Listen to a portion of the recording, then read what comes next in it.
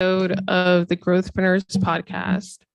We should be live. I'm going to wait a second because you never know with technology. Okay, let's see. 1 second.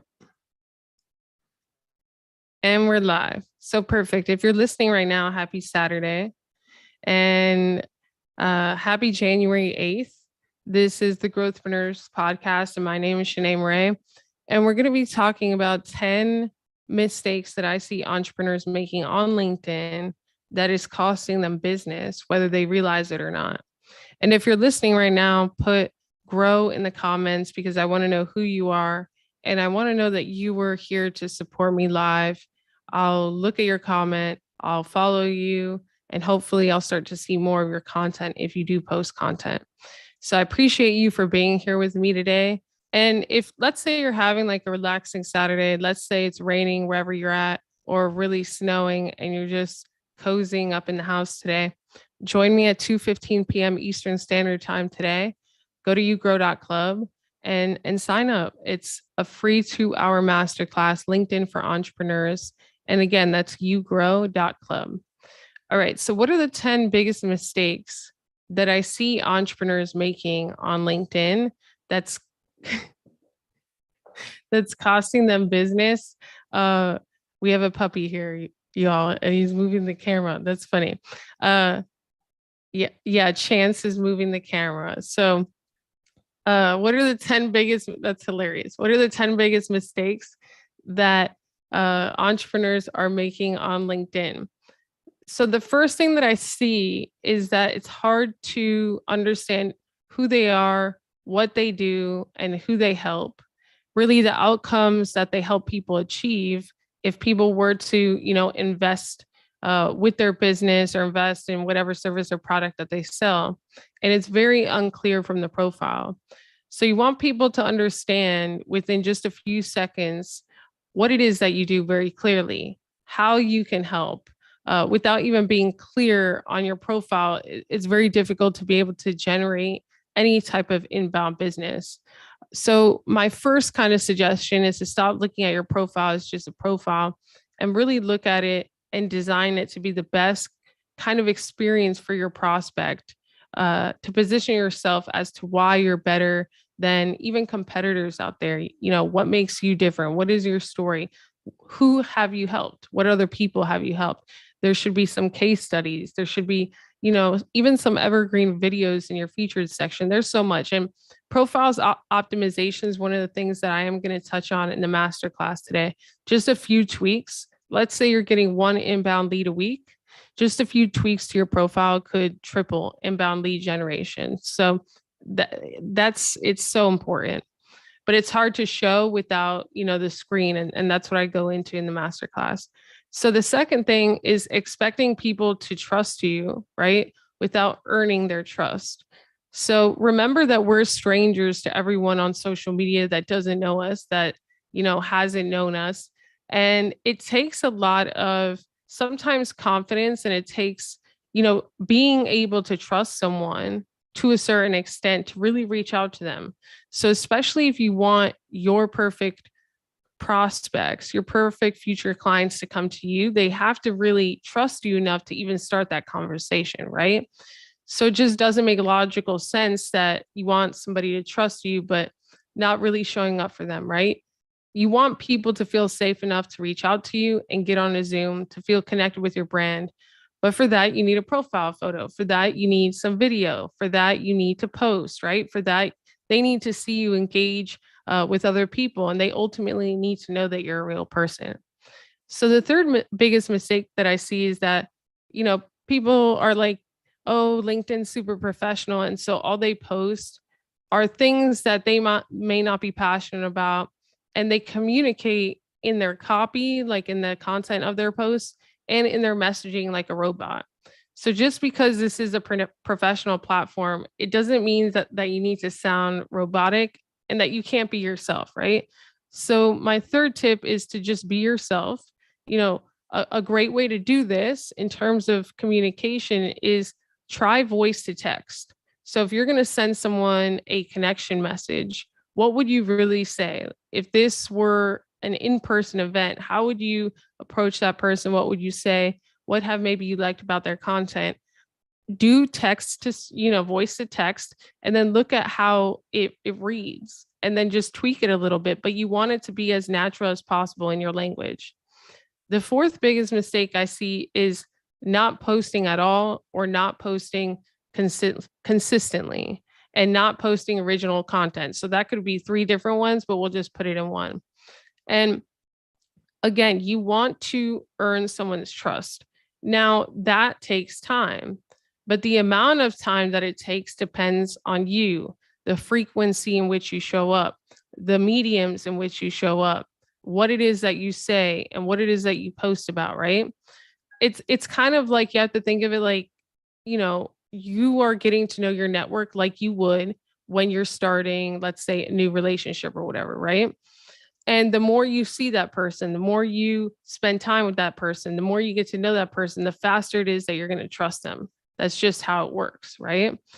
There's a direct correlation between frequency and time spent with that person to really deciding whether you trust them or not. The same thing on LinkedIn. If you post 3 times a year, it's going to take years maybe before your network trusts you or even knows you're a real person. But if you post 3 times a week, that will be accelerated. If you post, 7 days a week, that will be accelerated even more.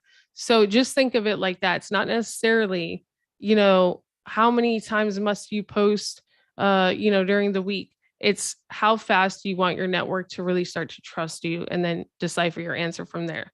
The fifth biggest mistake is thinking that just text posts are enough.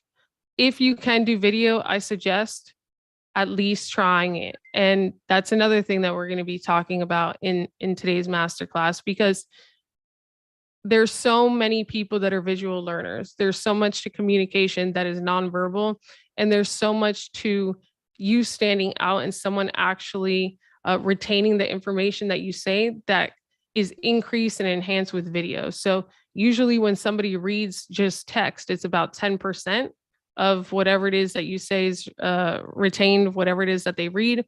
But if it's video audio at the same time, it's 20%. So you're automatically doubling the retained information and the feeling, right? The experience of your prospects. So we're going to talk about that in the masterclass for those of you who, think that this is important enough for your business, especially with what was announced yesterday. LinkedIn will be launching Clubhouse audio like beta, right? So we're going to be able to network through live audio. They're going to allow us to be able to go live natively, right? And even do like a Clubhouse style networking, fireside chat events with video. So LinkedIn's going to the next level in 2022. And if you don't lean in on this platform, you will miss out on the immense opportunity, because there's still so much organic growth on this platform. Only 1% of 800 million people are even posting. And what percentage of those people are going to start using these new features? You could stand out, especially within your niche. So go to the masterclass today, register at ugrow.club, and get one step closer to really differentiating yourself and positioning yourself as a leader. So we went through 5. So number 6, you assume things like people don't spend time on LinkedIn on the weekends. We can never assume what we think may work on LinkedIn. We have to really either do it or not do it, right? We have to test it. So right now is the weekend, and I'm speaking to people, I'm connecting with my network, because there are some people that are on LinkedIn on the weekends. In fact, there are many people. So I test things and I don't just assume them. Number 7, you think your story isn't something that people will be interested in, but I think that it is. I think that sometimes we're just too close to our story to really see the uniqueness of it, the uniqueness of our experiences. And we sometimes fail to see how our experiences could help other people overcome certain challenges, so on and so forth. The 8th thing I see is, a bit of frustration if posts are getting low engagement, let's say, right? Or if someone's not getting the engagement that they want. And my first question to people in return is, how are you engaging with others? how many comments do you intentionally comment a day, right? Do you intentionally write a day to uplift other creators? Because there is such a thing as reciprocity, and the algorithm in and of itself, it's not just a take. So this isn't about only what you could take from the platform. It's about what you could give and who you can empower and things like that. Number 9 is not collaborating with other leaders in and out of their industry. Sometimes all it takes is one message to get someone onto your live show, or to start a conversation that could lead to a business partnership, or to start a conversation where it leads to both of you starting a new podcast, or, maybe getting introduced to someone who would be the first guest for your upcoming podcast or whatever. But collaboration is essential. When you look at things like the music industry, those artists are always collaborating because it's a win-win, right? They're tapping into other people's networks. So just like in real estate, with where they say OPM, other people's money, you do also want to leverage and collaborate with the right people so that you could tap into other people's networks, and so that they could also tap into yours. Why? Because that network already trusts that person. And so the rate at which they will even, open up to you is going to be accelerated, because by collaborating with you, they're basically saying, hey, I trust this person too. Right. So if you're strategic about collaborations, not just with people that have bigger platforms than you, but with people that have the same size, with people that have smaller platforms, so on and so forth, it's just extremely important. In fact, sometimes, right, choosing people that may not have such big platforms, like super, super huge platforms. So if Grant Cardone was on the podcast, Growthpreneurs, but Grant has such a huge platform that he's probably not going to like post about it, right? He's probably not going to like do several posts leading up to it. But if someone, let's say with, 40,000 followers, if I have them on the podcast, or even less, they're going to be very, very much more likely to post about it, right? And to tell their network, and then to post about it after the fact and promote it and things like that.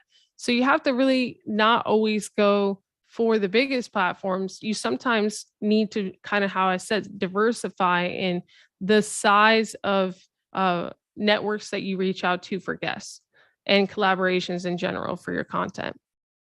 10 is not leveraging live events. And even regular LinkedIn live events like this one that's streaming. But then there's the private events, right? Like the one that I'm having at 2:15 p.m. Eastern Standard Time, that you could go to yougrow.club right now and register. But LinkedIn also has ways where you could create live events from your personal profile and your business profile. And now they're going to have other type of live events with audio. The audio version will be released beta within the month, right? And then after that, it's going to be audio and kind of like video bubbles. And this was just announced yesterday. So LinkedIn is really heavily leaning into networking, live networking events virtually. And obviously, if you are in business, if you're an entrepreneur, your future success will depend on your ability to reach people virtually, to build rapport with them virtually, and to earn their trust virtually.